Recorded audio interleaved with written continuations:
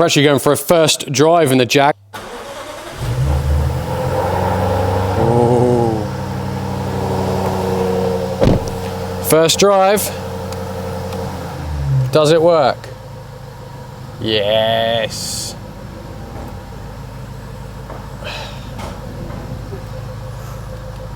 Well, I made it from the workshop to here and I've broken down. So it's doing that thing again. Let me just take it back out of neutral.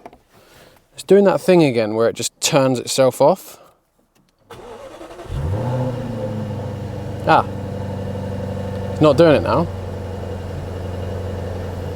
That's weird. So when I first got it running, it did that thing where it started then immediately turned off. And as I drove out, I was just driving down here to park it up and it just cut out. Now I left it in the last video with the suspension missing on this corner, but I had to get the car out. So, I mean, it's the same as the other side. I just put the suspension back together. We do need to fill up the transfer box with fluid, which I have here somewhere. So we're gonna do that in a moment. The car keeps cutting out, which I'm hoping is to do with this down here. So, in the airboxes, we have MAF sensors. I'm guessing there's one on the other side as well. But as you can see, it's not connected to the engine and the engine is just breathing in unsolicited air at the moment. So I'm hoping that is the reason it keeps cutting out. And once we connect the airboxes, we can do that. I haven't done that so far because I didn't have any new air filters, but I have now. So we're going to do all that, put everything back together on the top here, get the bonnet back on and sort out the underside. And the seatbelt should also be back in later on today as well. So we'll get those back in. We can go for a first drive. And also massive thanks to the previous owner because they have very kindly sent me in this little white envelope here, the spare key and the full service history to the car as well. So massive thank you to the previous owner. They didn't have to do that. But now we have the spare key. And now I can update the listing on Compete for Cars and say it's got 2 keys. And yeah, this competition for this ends at 8:30 this Sunday. The live draw being at 9:30 this Sunday as well, guys. So go grab your tickets if you haven't already. And yeah, someone's gonna win this epic car. But let's finish it off. Now I'm just gonna drain my transfer box oil because obviously I took the drive shafts out and lost a little bit. And because I'm unsure how much I lost, I need to really drain it and refill it, just so I know it's the right quantity. Right, that's about right. So I've managed to get me a pint glass and it's 2/3 full, so about 375 ml, and I believe there should be around a litre, so good job I checked. And this is the Jaguar Land Rover transfer oil here. Jaguar wanted, I think, £70 a litre plus VAT for this. Managed to get it off eBay for someone that just had it as a spare for 20 quid, so happy with that. There's some brackets underneath the car that I need to refit, and also there's some connections to the gearbox that I didn't refit when I fed the wiring loom back down, so we need to put those in the correct location too. And now I'm going to move on to replacing these air filters so we can connect up the intake system, and then hopefully the engine will run fine. So let's just whip out all these screws.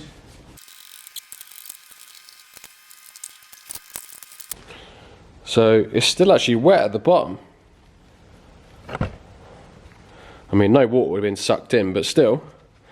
And it's also a bit dirty, so good job we're changing it. Get a nice new one fitted.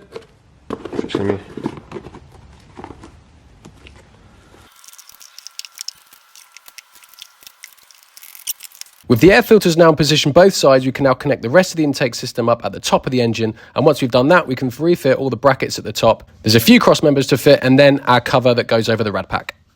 Right, so that's now most of the top end all put back together now, bar obviously the bonnet and I believe a few covers over that side and that side. Under trays I still need to put on as well, but I did just put that metal brace on that's underneath. So we should, and I've just topped up, I forgot to film actually, I just topped up the transfer box with oil. It only took actually, only took like half of that. So to be fair, maybe that little pint glass there is not too far off of what it was holding max. So that is all good, we're all good there. Not sure if I mentioned it, the gearbox oil I've already replaced because I had to drive off the rump the other day, so I needed to do it. So that is good. So we should be now good to go for a little road test. And I'm really hoping that them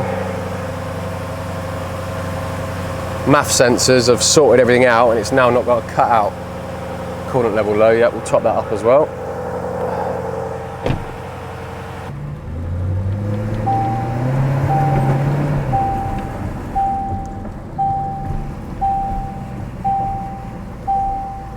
Seems to be working all right.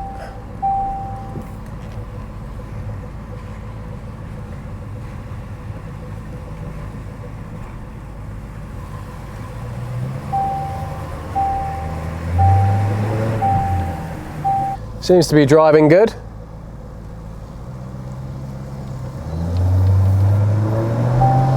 Bit shaky on the old camera. Right, it's looking good.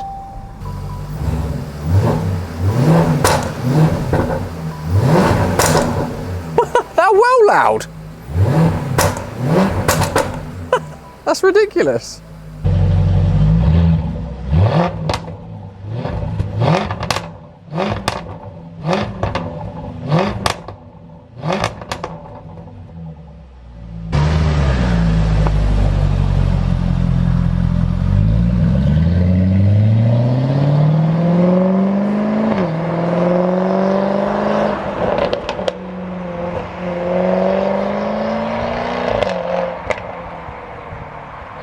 Now, I don't know if you just noticed it in the video there, when I did a sharp turn, it just hopped a little bit and I wasn't 100% sure, you know, because obviously I've done so much on the front end, everything's been off, you can't just help feel that you're just listening for stuff and everything's amplified, especially when you've changed everything. But I just had it back on the ramp and had a look and I couldn't find anything wrong with it.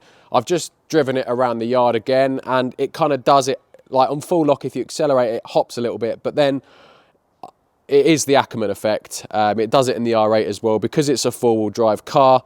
At low speeds, if you do a full lock, because the wheels don't point in the same direction fully, the inside wheel has a bit of a tighter angle and therefore the outer wheel kind of hops and skips and that's what it was. But as I said, because I've taken everything apart, my first initial reaction was I've left something loose or something is not in properly, but no. So a massive thanks to Airbag Service UK. I sent them the seat belts and literally 2 days later, I have them back and yeah, they weren't blown as suspected. Now, a lot of you guys in the comments said that the seat belts were probably cut to help pull it, use it as a tow rope to help pull it out the flood. And yeah, I completely agree. That's the only logical explanation I can think of why they would have been cut.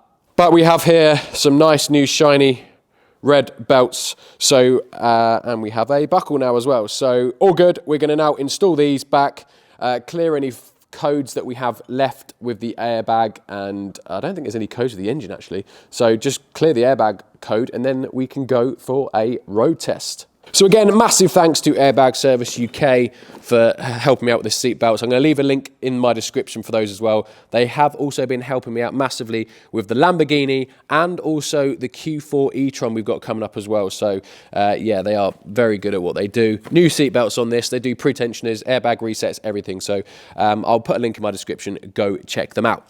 Now, I can't really get a great angle to show you what I'm doing here, but I'm just putting the seat belt back in. It's only a couple of bolts, so...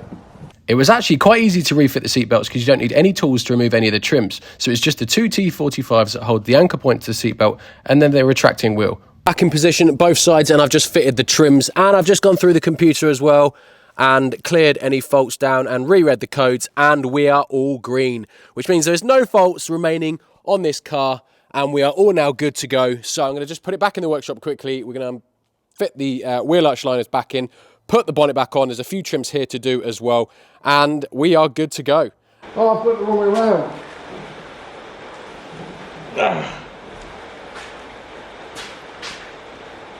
You see, like, I'm not gonna lie, I'm just going to have to place it carefully on these rubbers.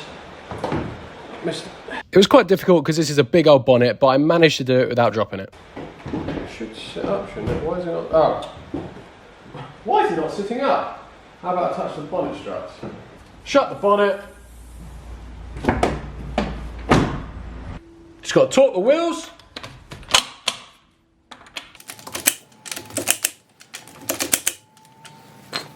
And the final piece to this puzzle is my new 400 mega amp fuse.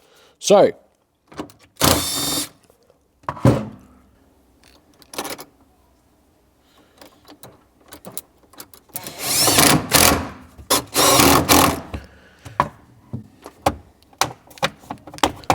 Job done.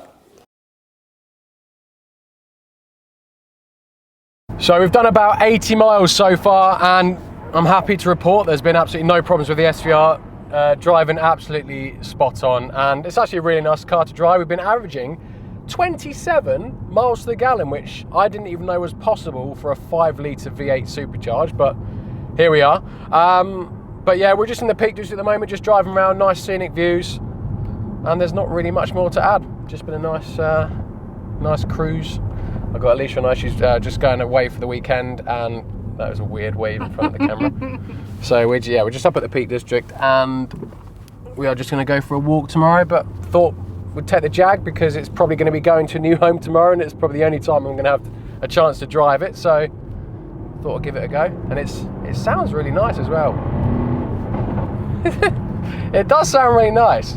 I think the SVR's got that Inconel exhaust, so it does pop and bang a little bit more, but no, all good.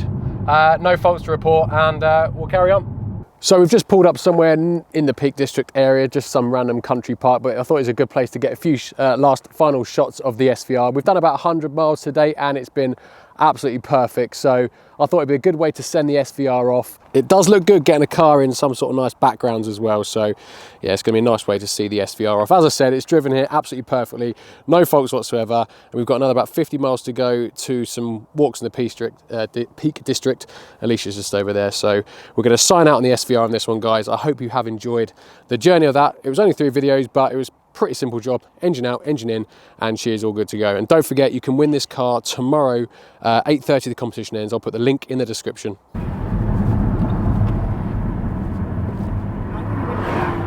So you've got to hear the exhaust.